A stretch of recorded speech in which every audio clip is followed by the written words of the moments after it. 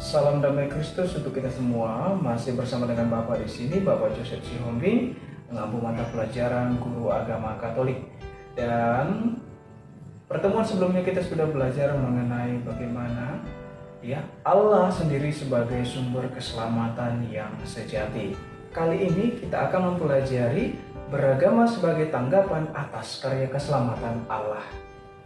Nah, untuk anak-anak kami sekalian, sebelum kita memasuki materi kita harus mengetahui terlebih dahulu apa tujuan kita mempelajari beragama sebagai tanggapan atas karya keselamatan Allah. Tujuan yang pertama yaitu kita dapat menjelaskan makna hidup beragama.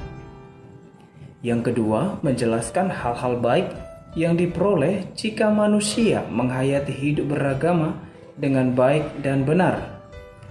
Yang ketiga, menyebutkan hal-hal negatif yang ditimbulkan jika manusia tidak menghayati nilai-nilai hidup beragama dengan benar. Yang keempat, menjelaskan macam-macam ungkapan beragama yang ada di masyarakat. Menjelaskan ajaran gereja tentang agama dan beragama menurut Injil Lukas 18 ayat 9 sampai 14. Menghayati hidup beragama yang benar menurut Yesus Kristus. Dan yang terakhir, membuat doa permohonan demi kerukunan hidup beragama di Indonesia.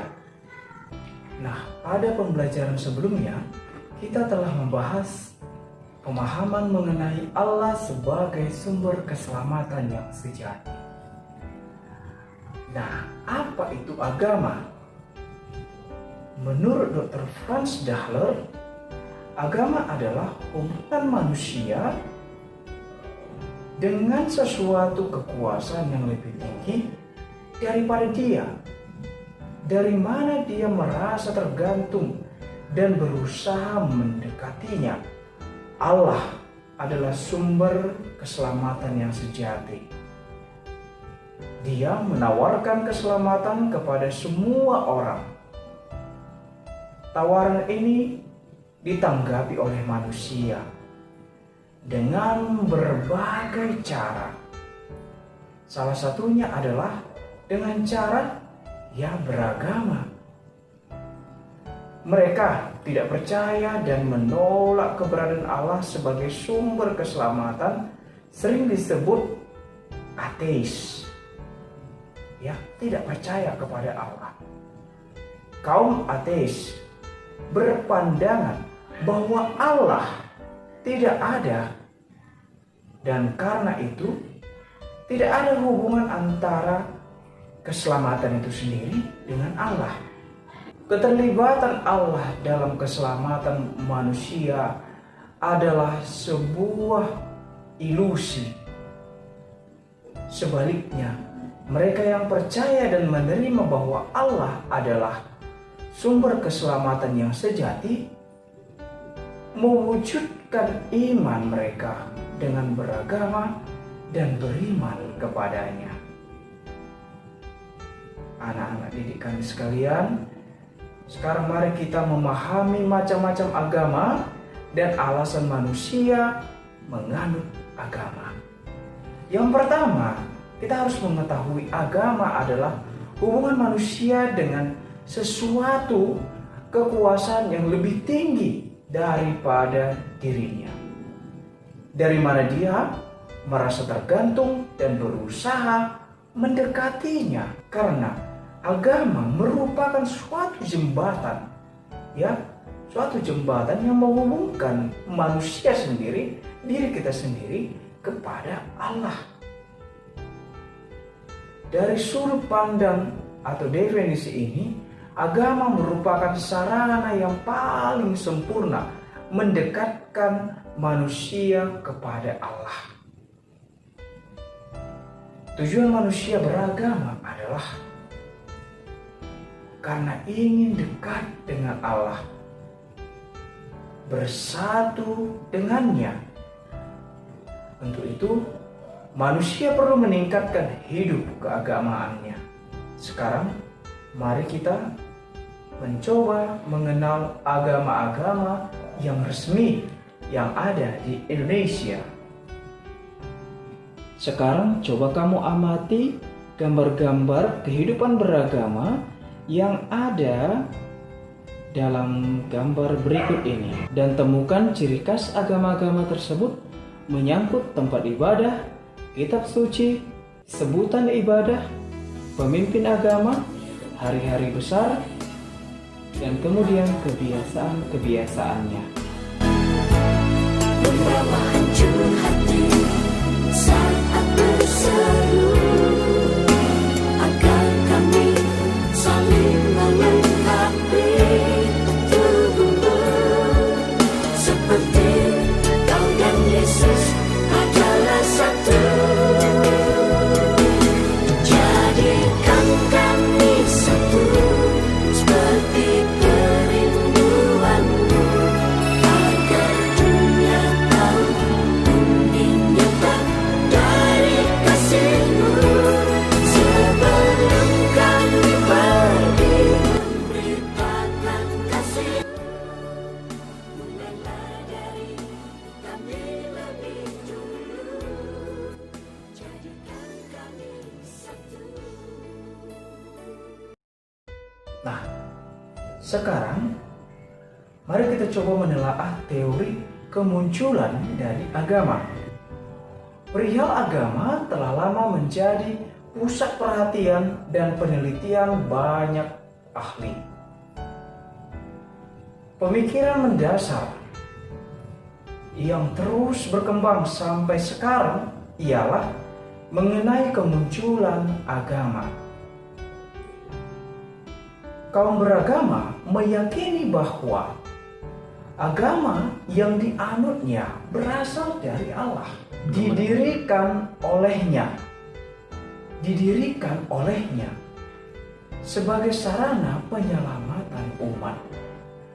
Sementara mereka yang tidak beragama dan menyangkal keberadaan Allah memandang agama sebagai proyeksi atas kebutuhan manusia yang lemah.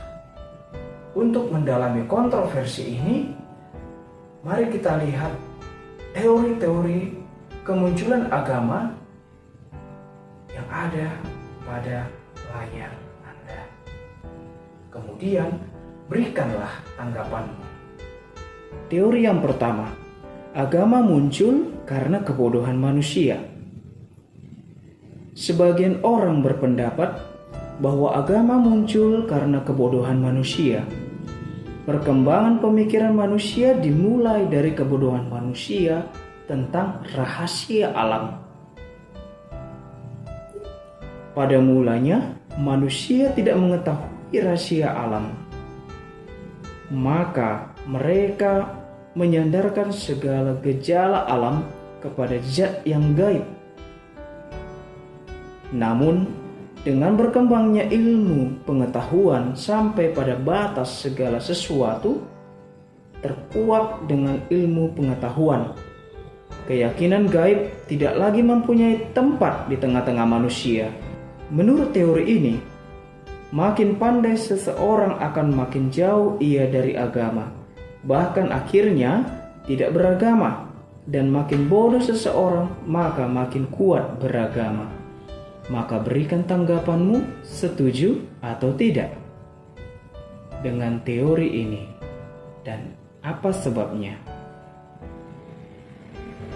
Teori yang kedua, agama muncul karena kelemahan jiwa. Ada pula yang mengatakan bahwa munculnya agama karena perasaan takut terhadap Tuhan dan akhir kehidupan. Namun, bagi orang-orang yang berani, keyakinan seperti itu tidak akan muncul. Menurut teori ini, agama adalah indikasi dari rasa takut. Teori yang ketiga, agama adalah produk penguasa.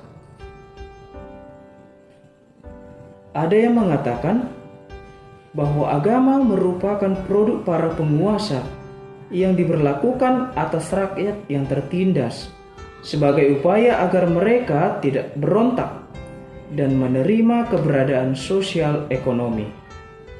Rakyat tertindas diharapkan terhibur dengan doktrin-doktrin agama, seperti harus sabar, menerima takdir, jangan marah, dan yang lainnya. Namun, ketika tatanan masyarakat berubah menjadi masyarakat sosial yang tidak mengenal perbedaan kelas sosial dan ekonomi, sehingga tidak ada lagi perbedaan antara penguasa dan rakyat yang tertindas, dan tidak ada lagi perbedaan antara si kaya dan si miskin, maka agama dengan sendirinya akan hilang. Dan teori yang terakhir, agama adalah produk orang-orang lemah. Teori ini mengatakan bahwa agama hanyalah suatu perisai yang diciptakan oleh orang-orang lemah untuk membatasi kekuasaan orang-orang kuat.